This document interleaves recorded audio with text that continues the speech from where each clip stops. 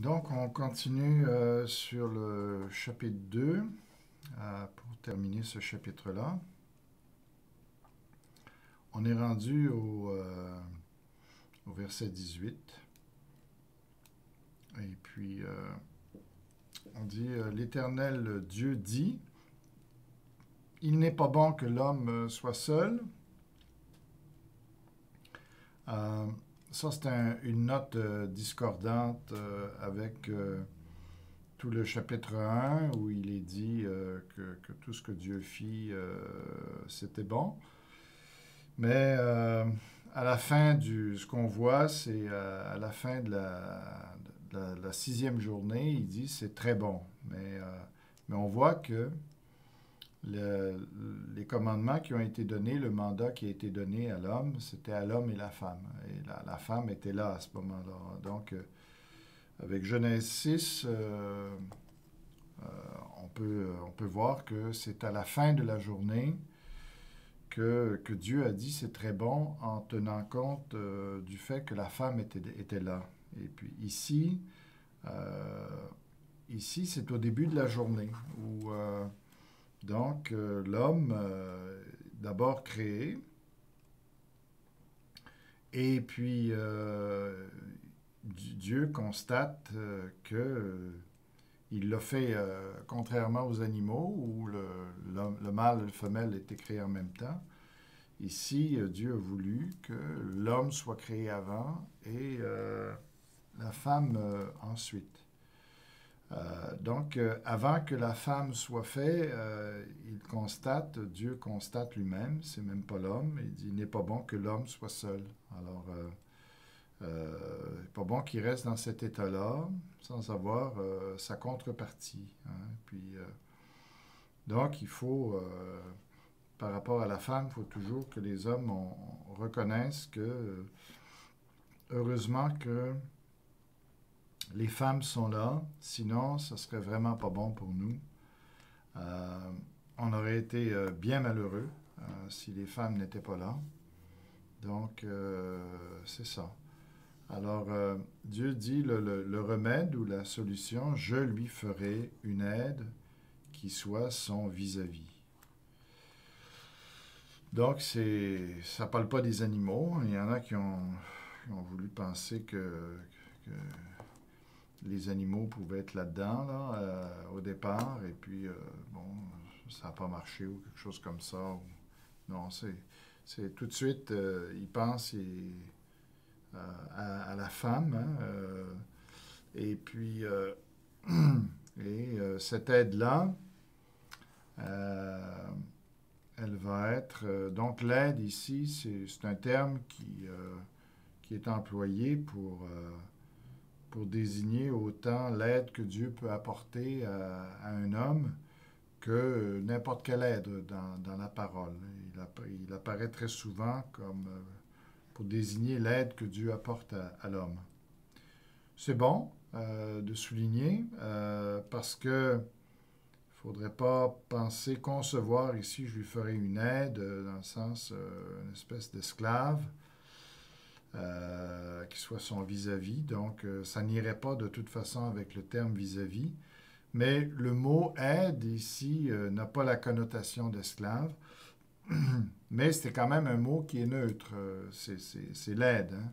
Dépendamment de qui apporte cette aide-là, ça va donner une connotation différente à l'aide. C'est pas parce que Dieu aide, par exemple, l'homme, très souvent, eh bien que la femme aide comme Dieu aide. Il ne faudrait pas déifier non plus si on ne peut pas, par ce terme-là, rendre la femme esclave de l'homme. Il ne faudrait pas non plus utiliser ce terme-là pour en faire son Dieu. Ce serait contraire. Donc, c'est le contexte qui va aider, qui va déterminer la grandeur de cette aide-là.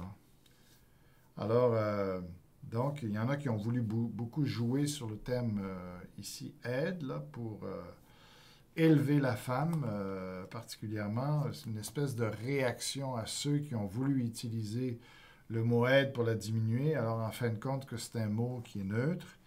Ça ne détermine pas la grandeur ou l'identité de la personne qui aide. C'est juste, vous comprenez.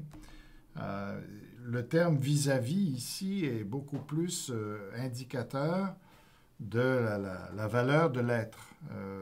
Ici, la femme est le vis-à-vis de l'homme. Comme l'homme était à l'image de Dieu, donc le vis-à-vis de Dieu, eh bien la femme est aussi le vis-à-vis de l'homme. Dans le sens, l'interaction, elle est unique entre l'homme ici. C'est clair ici que ce vis-à-vis-là est complémentaire. En tout cas, ils se font face à face, ils ont besoin l'un de l'autre. Mais c'est clair dans le contexte que l'animal n'est pas à ce niveau-là. La femme est vraiment à un autre niveau que l'animal. Les animaux n'étaient pas le vis-à-vis de l'homme. Ça, c'est la femme qui est le vis-à-vis de l'homme. Alors, ça donne finalement ça. Puis aussi, on voit que quand, par la suite, quand Adam a vu la femme, clairement pour lui, en tout cas, de ce qu'il voyait, est-ce que ça va plus loin? Est-ce qu'il a pu percevoir au-delà dans son intérieur, dans ses facultés, ou je ne sais pas? L'homme dit, voici cette fois celle qui est faite des mêmes os et de la même chair que moi. Il voyait bien que le corps de la femme était fait pour le compléter. Donc, il a vu tout de suite que c'était ce qu'il avait besoin. Et puis, donc, ça élève la femme, et puis, comme Paul va le dire plus tard. Mais Paul donne...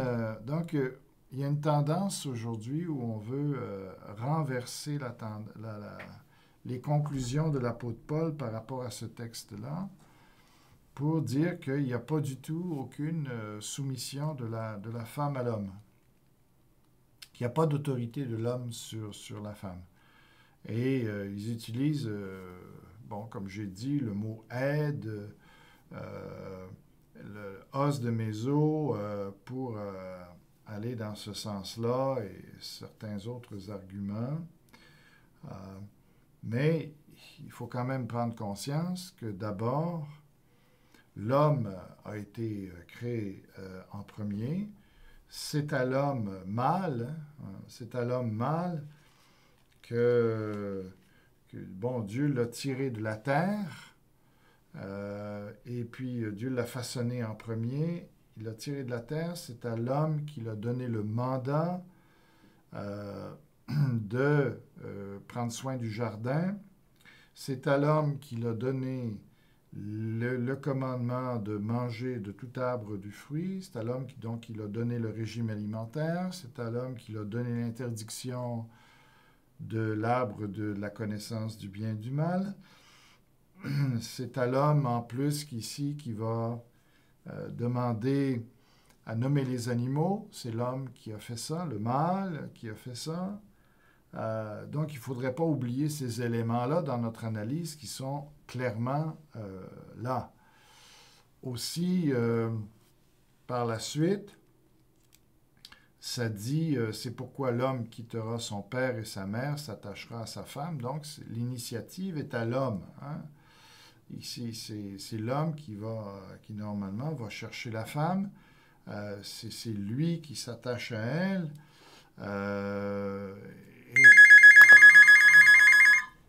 Alors, c'est ça. Donc, il ne faut pas perdre de vue ces éléments-là. Mais comment on aurait... qu'est-ce qu'il fallait conclure de ces idées-là, de ces constatations-là? Peut-être que le fait d'avoir été créé en premier et tout ça, c'était pas si important que ça, finalement. même si on peut penser que si l'homme a reçu le mandat, c'est quand même lui qui est le responsable premier, hein, c'est lui qui a reçu les ordres et tout ça. Il me semble que ça fait du bon sens de voir l'autorité de l'homme sur la femme dans ça.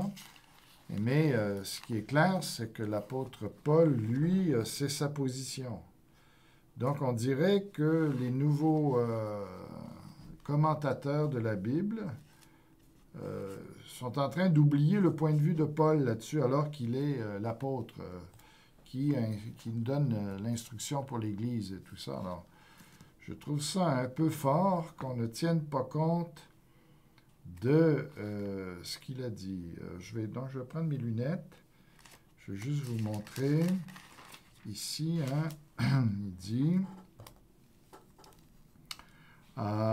il dit, bon, dans 1 Corinthiens 11,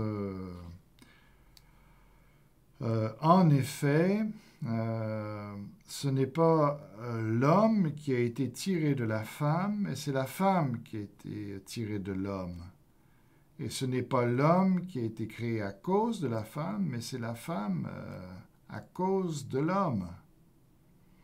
Hein? Et puis voilà pourquoi, à cause des anges, la femme doit porter sur la tête une marque d'autorité, qui n'est pas la sienne, comme on essaie de nous faire dire des fois, ou de faire dire au texte, mais ici, Paul clairement est en train d'utiliser le texte ici pour dire le fait que la femme a été créée en deuxième, ça lui confère un rôle de subordonné. Même chose, 1 Timothée, on a ça, 1 Timothée 11, excusez, 1 Timothée 2 d'abord. Il dit, par exemple, 1 Timothée 2, 12, « Je ne lui permets pas d'enseigner ni de dominer sur l'homme, en parlant de la femme, mais je lui demande de garder une attitude, ici c'est traduit paisible, on peut ici soumise, silencieuse. Hein? En effet, Adam a été formé le premier, Ève ensuite. » Donc, Paul ici trouve quelque chose d'important dans ce détail-là. Et même dans Éphésiens 5, aussi, hein, sans faire nécessairement référence à la Genèse, mais par rapport à toute cette idée de soumission, et c'est clair, ici au chapitre 5, verset 22, « Femmes, soumettez-vous à votre mari comme au Seigneur, car le mari est le chef de la femme, comme Christ est le chef de l'Église, qui est son corps et dont il est le sauveur. Mais tout comme l'Église se soumet à Christ, que les femmes aussi se soumettent en tout à leur mari. Marie, aimez votre femme comme Christ a aimé l'Église et donné lui-même pour elle. » Alors ça, c'est la contrepartie pour l'homme, d'aimer. Donc ici, on a le commentaire de Paul qui vient qui vient confirmer qu'on ne doit pas placer la femme au même titre d'autorité. On ne parle pas d'égalité de nature, là, mais au niveau de l'autorité. Les capacités qui vont avec, les rôles qui vont avec aussi. Il n'y a pas une égalité. Une égalité de nature, oui, mais pas une égalité de rôle ni d'autorité. Alors ça, je pense que c'est important. Aujourd'hui, c'est très attaqué, mais c'est important de maintenir ce point-là. Sinon, ça va détruire les familles, ça va détruire la société. Il faut qu'il y ait un ordre dans n'importe quelle structure. Dieu l'a donné, on n'a pas à contester avec lui. Même si ça ne fait pas notre affaire, Dieu sait ce qu'il fait. Puis, on n'a pas décidé d'être homme ou d'être femme. Personne n'a décidé cela. On a juste à assumer le rôle que Dieu nous a donné, c'est tout. Ça ne nous rend pas meilleurs dans l'éternité. Dans l'éternité, ça va être une autre organisation, hein, il l'a déjà dit, et il y a beaucoup de femmes qui vont se trouver beaucoup plus élevées que les hommes dans l'éternité. Le rôle ici-bas de soumission, même, je dirais, favorise le fait que dans l'éternité, ils vont être privilégiés. Alors, n'allons pas empêcher les femmes de pouvoir justement se mériter des places d'honneur dans l'éternité par le rôle de soumission. Je ne dis pas ça pour tirer avantage. Je dis cela simplement par désir de fidélité à la parole de Dieu, tout simplement, puis aussi par intérêt pour les femmes. Malheureusement, il y a beaucoup d'hommes qui, s'ils ne font pas attention, vont s'élever au-dessus des femmes pour les maltraiter, si on peut dire. Et dans l'éternité, bien, ils vont se retrouver derniers. Les premiers seront les derniers. Les derniers seront les premiers. Jésus a dit, si vous êtes en position d'autorité dans ce monde-ci, profitez-en pour faire du bien à ceux qui vous sont mis sous votre responsabilité. Donc, c'est l'éternité qui est importante. Si on veut avoir des places d'honneur et tout ça, eh bien, faites-vous-en pas. Dans l'éternité, les femmes vont être très, très, très bien traitées. Par rapport même à beaucoup d'hommes, c'est ça. Et Jésus l'a souligné en mettant des femmes en honneur dans son ministère, d'ailleurs. Alors, voilà. Donc, je vais garder mes lunettes. L'Éternel façonna à partir de la terre tous les animaux sauvages. Là, on a l'impression que les animaux peuvent être même créés après l'homme, mais ce n'est pas le cas. En hébreu, c'est différent, les temps de verbe, et on ne peut pas conclure ça comme ça. Les animaux pouvaient déjà être là, mais là, c'est juste qu'on les mentionne. On fait un retour en arrière. L'Éternel Dieu façonna à partir de la terre tous les animaux sauvages, tous les oiseaux du ciel. Puis, c'est là que ça vient après la création de l'homme. Ce n'est pas la création de l'animal qui vient avant, mais c'est « Puis il les fit venir vers l'homme pour voir comment il les appellerait.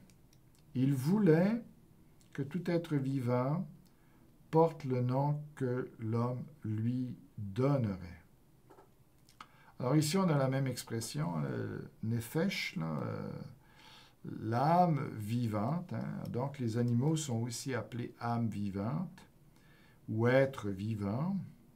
Donc, il faut faire attention de jouer sur cela pour distinguer l'homme et l'animal, puisque c'est la même expression, c'est l'image de Dieu, d'être semblable à Dieu qui va le distinguer de l'homme, de l'animal. Mais ici, donc Dieu attire les animaux. Alors, ce n'est pas Adam qui a dû courir après les animaux. Dieu, ici, s'est impliqué pour faciliter les choses. Ça, c'est important parce que ça s'est fait dans une journée. Dans la journée avant la création de la femme, on peut penser sur le soir ou à la fin de la journée. Eh bien, pendant la journée, qu'est-ce que Adam a fait? Bien, il a nommé les animaux. Mais on peut dire avec tous les animaux qu'il y a, d'abord, il y a ici le nombre de sortes d'animaux. Ce n'est pas l'équivalent de toutes nos espèces que l'on a. Ça englobe beaucoup plus d'espèces. Par exemple, les chiens, il n'y avait qu'une espèce de chien. Et on peut regrouper comme ça les chats, tout ça. Donc, c'est beaucoup plus restreint comme nombre d'animaux, qui fait que, bon, c'est un autre élément qu'il faut prendre en considération pour la rapidité avec laquelle l'homme va pouvoir faire sa tâche. Le deuxième élément, c'est que Dieu, il les fit venir vers l'homme. Donc ça a facilité les choses en plus. OK? Alors, l'homme donna des noms à tout le bétail, aux oiseaux du ciel et aux animaux sauvages. Je ne sais pas non plus, troisièmement, tous les animaux, en tout cas toutes les bibites, les poissons ne sont pas là. Donc, c'est ce qui est sur la terre et quand même des animaux considérables.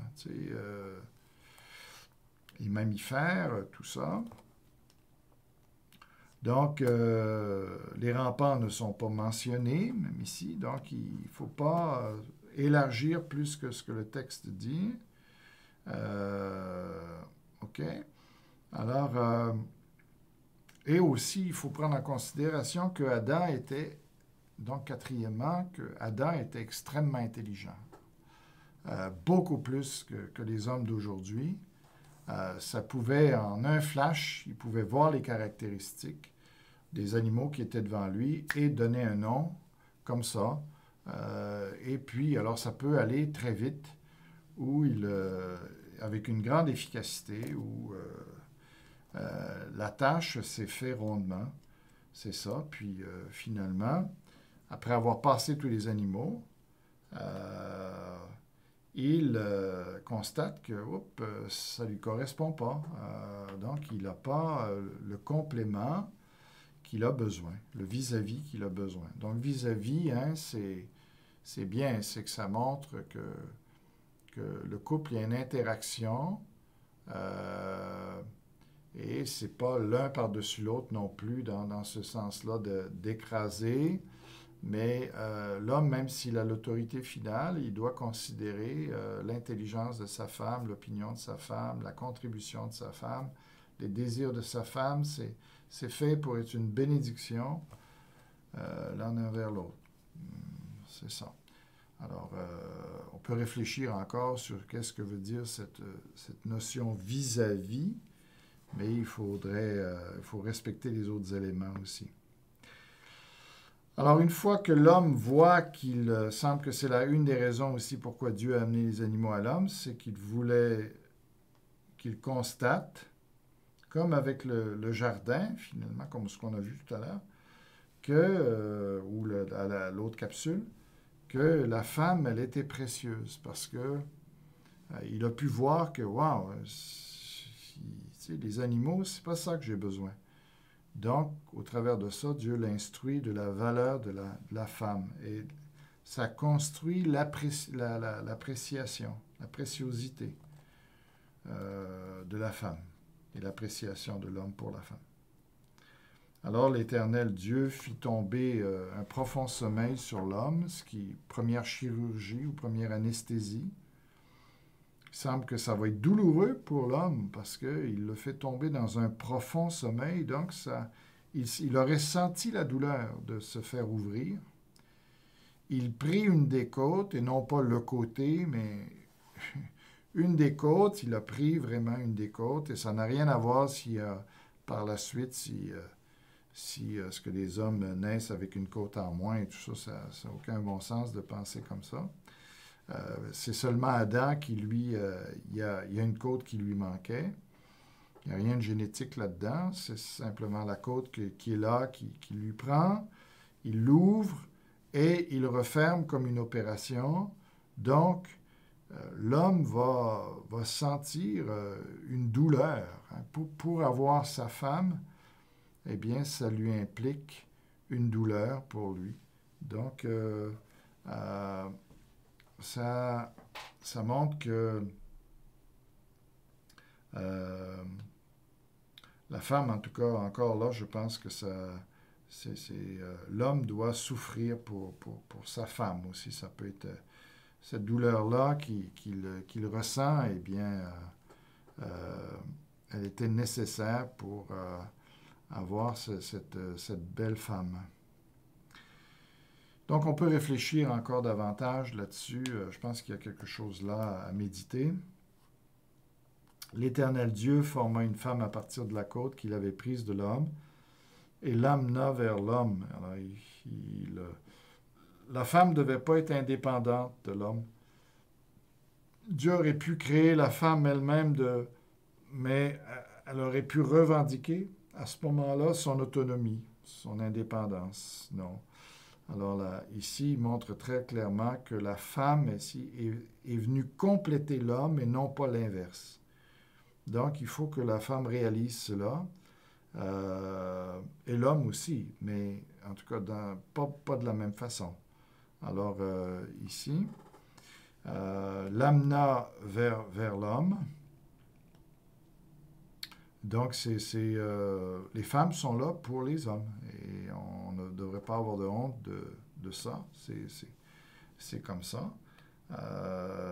Comme le dit le texte. Et pas l'inverse. L'homme dit, voici cette fois celle qui est faite des mêmes os et de la même chair que moi. Donc, Adam, on voit qu'il n'est pas pécheur, ne cherche pas à rabaisser sa femme, mais au contraire de considérer elle est à sa hauteur. On l'appellera femme parce qu'elle a été tirée de l'homme, donc ish, isha. C'est comme ça qu'on l'a en hébreu. Donc, c'est ça. Alors, c'est fait, Adam ici, je ne sais pas si c'est Adam ici qui a nommé, qui a nommé sa femme, probablement, mais on l'appellera femme. Alors, finalement, la femme doit toujours normalement, aurait dû toujours se rappeler par son nom même qu'elle est tirée de l'homme. Et ça, c'est important qu'elle ne perde pas ça de vue pour être capable de remplir le mandat qu'elle a ici sur la terre. C'est ça. C'est sûr que quand on ne croit pas en Dieu, qu'on ne croit pas au mandat, qu'on ne croit pas aux récompenses, qu'on ne croit pas à la sagesse de Dieu, qu'on ne croit pas à l'éternité, ben on ne veut pas faire mention de ça, on ne veut pas respecter ça, on ne veut pas soucier de ça. Mais quelqu'un qui est chrétien ne pense pas comme ça. C'est pourquoi l'homme quittera son père et sa mère et s'attachera à sa femme, donc il forme une autre cellule familiale. Il ne reste pas dépendant du père et de la mère. Et c'est à l'homme de prendre l'initiative, de s'attacher à sa femme, ça veut dire de l'aimer de plus en plus, d'être un avec elle de plus en plus. C'est ça, alors, ici, l'unité psychologique, spirituelle, il me semble que c'est plus ici dans ce terme-là de s'attacher qu'on le retrouve, et non pas dans le faire une seule chair, ils ne feront qu'un, qui me semble encore là qu'on ne veut pas tenir compte du commentaire de l'apôtre Paul encore là-dessus, qui en parle dans 1 Corinthiens chapitre 6. Il dit... alors, attendez, alors ici, voilà. 6, 16, pas aller trop loin. Ne savez-vous pas que celui qui s'unit à la prostituée est un seul corps avec elle? En effet, il est dit, les deux ne feront qu'un.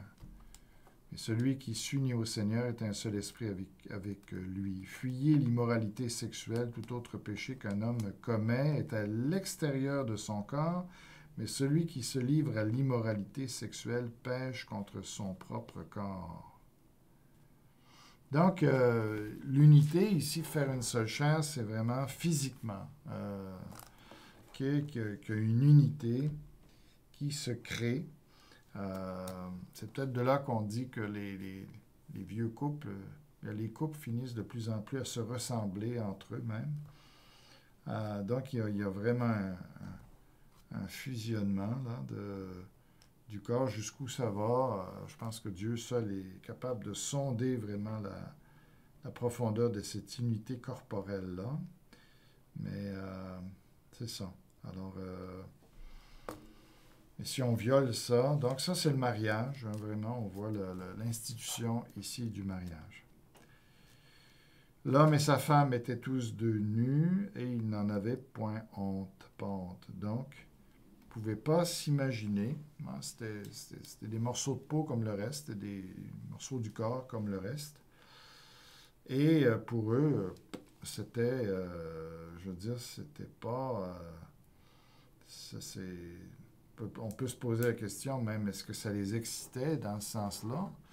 Euh, alors, ben, c'était normal, hein, c'était là, et il n'aurait pas, en tout cas, on ne sait pas ce qui se serait passé si la chute n'était pas entrée en ligne de compte, mais on peut penser qu'en tout cas, que ça aurait pu être possible, effectivement, que l'homme ne pêche pas, et qu'il y ait des enfants nus, des filles nues, et que tout le monde aurait été nu dans ce monde-là, et il n'y aurait pas eu de problème avec ça, parce que, encore là, l'homme ou la femme n'aurait pas eu de pensée d'aller, de convoiter l'autre pour son corps. Euh, c'est pas de ça que serait venu euh, la capacité sexuelle de se reproduire et tout ça, la vue et tout ça, et de la convoitise et tout ça, l'excitation de cette manière-là. En tout cas, mais ça, c'est plus que le corps. Hein.